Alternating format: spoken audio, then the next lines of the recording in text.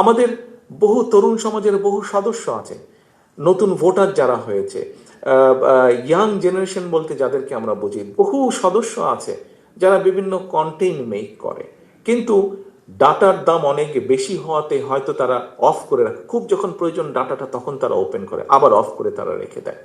আমাদের বহু এরকম তরুণ সমাজের সদস্য আছে যারা অনলাইনে ছোটখাটো ব্যবসা করে, বিভিন্ন জিনিসপত্র বিক্রি করে, বিভিন্ন অ্যাড ক্যাম্পেনিং করে, কিন্তু সবসময় তারা করতে পারে না কারণ খরচ অনেক বেশি পড়ে।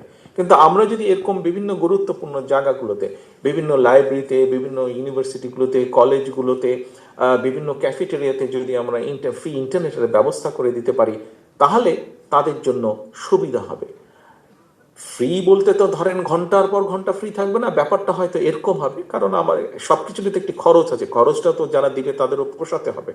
হয়তো ব্যাপারটা এরকম হবে যে সে যখন তার পুরো ইমেল অ্যাড্রেস দিয়ে সবকিছু দিয়ে, যেটা নর্মাল স্ট্যান্ডার্ড প্রসিজিওর, যখন কোনো একটা ক্যাফেটেরিয়াতে বা কোনো একটা জায়গায় ঢুকলো ওই ইন্টারনেট সুবিধা পাওয়ার জন্য, তখন স্বাভাবিকভাবে সে যখন ইন্টারনেট সুবিধাটা পেতে চাইবে, কতগুলো ইনফরমেশন চাইবে তার কাছে। সেই ইনফরমেশনগুলো ফিল আপ করার পরে এমনও হতে পারে সেখানে হয়তো কয়েক সেকেন্ডের একটি অ্যাড আসলো, সেই অ্যাডটি হয়তো তাকে দেখতে হতে পারে, এবং অ্যাডটি দেখার পরে তারপরে তার কানেকশনটা কানেক্টেড হয়ে যাবে, ইন্টারনেটটা কানেক্টেড হয়ে যাবে, তখন সে হয়তো 1 ঘন্টা হোক 1.5 ঘন্টা হোক ওটা ফ্রি পাবে সে, তখন সে ওটাতে তার কাজটা সে সেরে নিতে পারবে।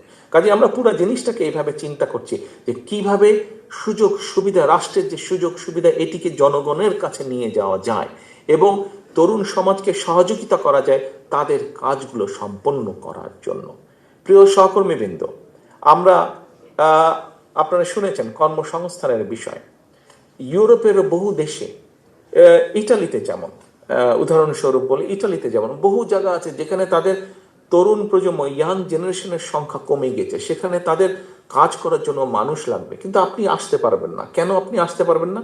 আপনি তো ভাই ইটালিয়ান ভাষা বোঝেন না। আপনি যখন গ্রামে যাবেন, ওই দেশের গ্রামের মানুষ হয়তো সচ্ছল মানুষ আছে, কিন্তু সে ইংরেজি বুঝে না, তাই সে ইটালিয়ান ভাষা বুঝে, তার ভাষা ইটালিয়ান।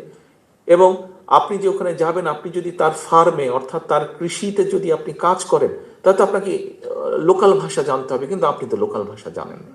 আমরা চাইছি আমাদের তরুণ সমাজকে, সে শহরেই থাকুক গ্রামেই থাকুক, তরুণ সমাজকে, আপনারা শুনেছেন যে বাংলাদেশ থেকে বছরে 8 থেকে 10 লক্ষ মানুষ যায় বিদেশে, কিন্তু এর মধ্যে প্রায় 7 লক্ষ মানুষ যারা যে আনস্কিল লেবার যায়, আনস্কিল ওয়ার্কার যায়। আমরা এই যে যাওয়ার পরিমাণ, এদেরকে আমরা ট্রেনিং দিতে চাচ্ছি। জাপানে কৃষিতে মানুষ প্রয়োজন, জাপানে হেলথ কেয়ারের মানুষ প্রয়োজন, ইউরোপের বিভিন্ন দেশে হেলথ কেয়ারের মানুষ প্রয়োজন। এখানে আমাদের তরুণরা যেতে পারে, ছেলেরা যেতে পারবে, মেয়েরা যেতে পারবে, কিন্তু ভাষা শিক্ষা একটি বিরাট ব্যাপার হয়ে দাঁড়িয়েছে। আমরা পরিকল্পনা নিয়েছি, নিশ্চয়ই আপনারা ডিটেল পরিকল্পনায় শুনেছেন, আমরা পরিকল্পনা নিয়েছি যে আমরা এরকম টেকনিক্যাল ইনস্টিটিউশন, ভোকেশনাল ইনস্টিটিউশন আমরা জেলা পর্যায়ে, বিভাগ পর্যায় পর্যন্ত শুরু করব, যারা ভাষা শিক্ষা দিবে। এবং কয়েকটি ভাষা আমরা স্কুল লেভেলে, কয়েকটি ভাষা আমরা কম্পালসারি করে দিব, বাচ্চারা নিজেরা চয়েস করে নেবে সে কোনটা শিখবে।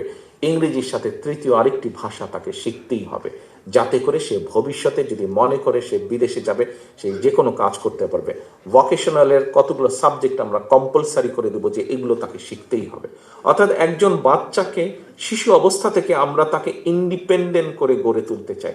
খেলাধুলা তাকে করতে হবে। আমিনুল আপনাদের সামনে তুলে ধরেছে যে আমরা শুধু ডাক্তার বানাবো তা না, আমরা শুধু ইঞ্জিনিয়ার বানাবো তা না, আমরা শুধু উকিল ব্যারিস্টার বানাবো তা না, আমরা খেলোয়াড় পর্যন্ত তৈরি করব। আমরা দেশে একজন খেলোয়াড়, প্রফেশনাল খেলোয়াড় আমরা তৈরি করতে চাই।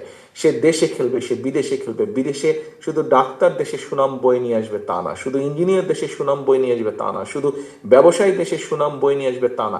একজন খেলোয়াড়, একজন ব্যক্তি খেলোয়াড়, সে ছেলে হোক মেয়ে হোক। আপনারা দেখেছেন মেয়েরা কি সুন্দর এশিয়ান ফুটবলে তারা দেশের জন্য সম্মান বয়ে নিয়ে এসেছে। আপনারা দেখেছেন ক্রিকেটে কিভাবে বিশ্ব দরবারে বাংলাদেশের ইয়াং ছেলেরা, ইয়াং ক্রিকেটাররা কিভাবে সম্মান বয়ে নিয়ে এসেছে। আমরা অন্যগুলোতেও চেষ্টা করতে পারি, যেগুলোতে আমাদের পক্ষে সম্ভব আমরা সেগুলোতে চেষ্টা করবো। আমরা প্রফেশনাল খেলোয়াড় গড়ে তুলবো, তারা বিদেশে খেলবে। একটি সময় পরে যখন তারা খেলতে পারবে না, স্বাভাবিক, খেলোয়াড়রা বেশি দিন খেলতে পারে না, কারণ শারীরিক একটি বিষয় থাকে, তখন তারা দেশের বা বিদেশের বিভিন্ন ইনস্টিটিউশনে কোচ হিসাবে বা প্রশিক্ষক হিসেবে তারা তখন দায়িত্ব পালন করতে পারবে। অর্থাৎ প্রত্যেকটি জেনারেশনকে, প্রত্যেকটি ভবিষ্যৎকে আমরা সেভাবে গড়ে তুলতে চাই। প্রিয় সহকর্মীবৃন্দ, আপনারা কম বেশি আলোচনার সময় 8 ঘন্টার মধ্যে, পুরো 8 ঘন্টার কথাকে আমার হাফ এন আওয়ারের মধ্যে নিয়ে আসতে হচ্ছে, তো সেই জন্য আমি সংক্ষেপে বলছি। সহকর্মীবৃন্দ, এই কাজগুলো যদি আমাদেরকে করতে হয়, আবার ঘুরে ওখানে চলে যাচ্ছে।